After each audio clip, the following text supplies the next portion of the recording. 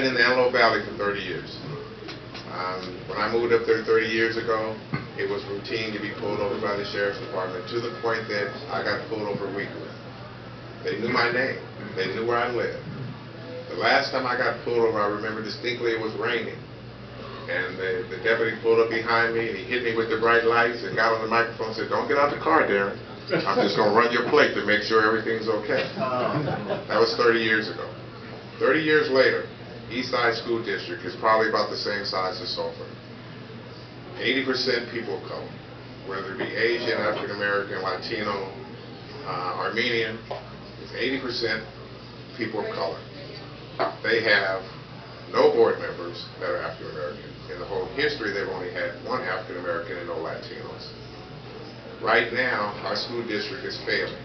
Our kids in that school district have the worst scores in the county of Los Angeles when it comes to proficiency in math and reading.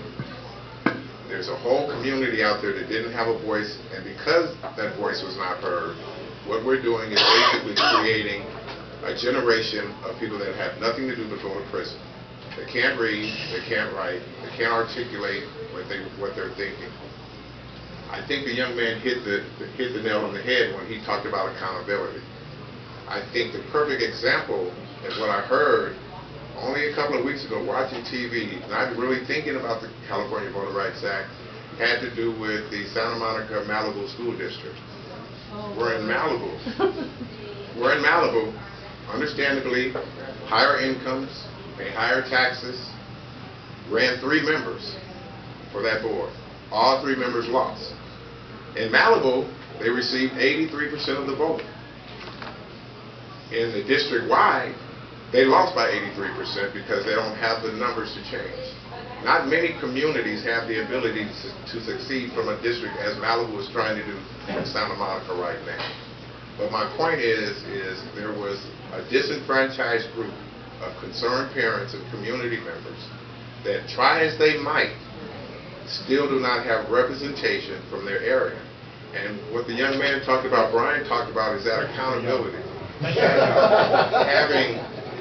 Having ownership of a community, having the ability to go to the board. I live in the Antelope Valley. We have probably 10 or 12 school districts. I know every member of every board. There is not a board that I have not stood in front of. And yes, I can walk up to them every day and talk to them, meet them in the grocery store. So I asked them to explain to me why in all of our elections, our kids are failing in math and reading. Why we are the worst in education and we're the highest in discipline. Because there is no one that can articulate the needs of that specific community.